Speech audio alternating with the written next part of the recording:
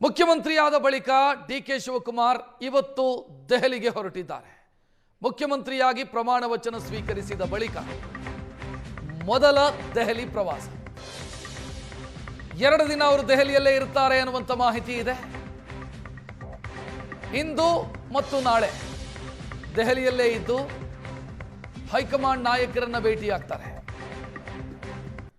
ರಾಹುಲ್ ಗಾಂಧಿ, ಸೋನಿಯಾ ಗಾಂಧಿ ಅವರನ್ನ ಭೇಟಿಯಾಗ್ತಾರೆ ಅನ್ನುವಂತ ಮಾಹಿತಿ ಇದೆ. ಅವರ ಕ್ಯಾಬಿನೆಟ್ಗೆ ಇನ್ನು 20 ಮಂದಿಯನ್ನು ತೆಗೆದುಕೊಳ್ಳೋದಕ್ಕೆ ಅವಕಾಶ ಇದೆ. ಮುಂದಿನ ಹಂತದಲ್ಲಿ ವಿಸ್ತರಣೆಯ ವೇಳೆ 20 ಸಚಿವರನ್ನ ತಮ್ಮ ಕ್ಯಾಬಿನೆಟ್ಗೆ ತೆಗೆದುಕೊಳ್ಳಬೇಕು ಅಂತ ಡಿಕೆ ಶಿವಕುಮಾರ್ ಬಯಸಿದ್ದಾರೆ.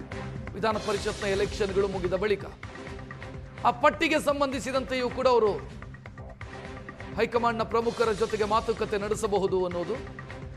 ಇದರ ಜೊತೆಗೆ ಮುಖ್ಯಮಂತ್ರಿಯಾಗಿ ಅವರು ಭಾಗಿಯಾಗ್ತಾ ಇರುವಂಥ ಕಾರ್ಯಕ್ರಮ ನೀತಿ ಆಯೋಗದ ಕಾರ್ಯಕ್ರಮ, ನೀತಿ ಆಯೋಗದ ಸಭೆ. ಪ್ರಧಾನಿ ನರೇಂದ್ರ ಮೋದಿ ಅವರ ಅಧ್ಯಕ್ಷತೆಯಲ್ಲಿ ಸಭೆ ನಡೆಯುತ್ತೆ. ಅದರಲ್ಲಿ ಮುಖ್ಯಮಂತ್ರಿಯಾಗಿ ಡಿಕೆ ಶಿವಕುಮಾರ್ ಇರ್ತಾರೆ. ಸಿದ್ದರಾಮಯ್ಯ ಅವರು ಮುಖ್ಯಮಂತ್ರಿಯಾಗಿದ್ದಾಗ ನೀತಿ ಆಯೋಗದ ಸಭೆಗಳಿಗೆ ಹೋಗ್ತಾ ಇರಲಿಲ್ಲ.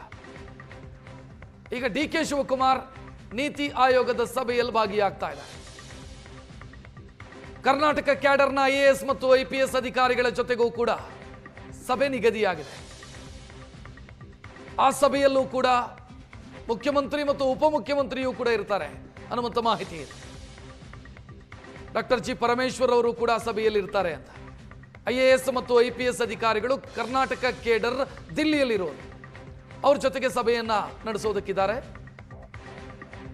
ರಾಜಕೀಯವಾಗಿ ಮಹತ್ವ ಅಂತಂದ್ರೆ 2ನೇ ಪಟ್ಟಿಗೆ ಸಂಬಂಧಿಸಿದಂತೆ ಕ್ಲಾರಿಟಿಯನ್ನು ಪಡ್ಕೊಳ್ಳಬಹುದು. ಮತ್ತು ಈ ಖಾತೆ ಹಂಚಿಕೆಯ ಸಮಸ್ಯೆಯೂ ಕೂಡ ಇದೆ, ಅಸಮಾಧಾನಗಳಿದ್ದಾವೆ. ಅದರ ಬಗ್ಗೆಯೂ ಕೂಡ ಅವರು ಹೈಕಮಾಂಡ್ನಿಂದ ನಿರ್ದೇಶನವನ್ನು ಪಡ್ಕೊಳ್ಳುವಂಥ ಸಾಧ್ಯತೆಗಳಿದ್ದಾವೆ.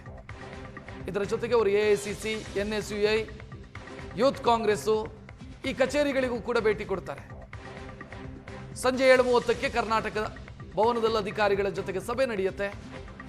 ಇವತ್ತು ಅಲ್ಲೇ ವಾಸ್ತವ್ಯ, ನಾಳೆಯೂ ಕೂಡ ವಿವಿಧ ಕಾರ್ಯಕ್ರಮದಲ್ಲಿ ಮುಖ್ಯಮಂತ್ರಿ ಡಿಕೆ ಶಿವಕುಮಾರ್ ಭಾಗಿಯಾಗೋದಕ್ಕಿದ್ದಾರೆ.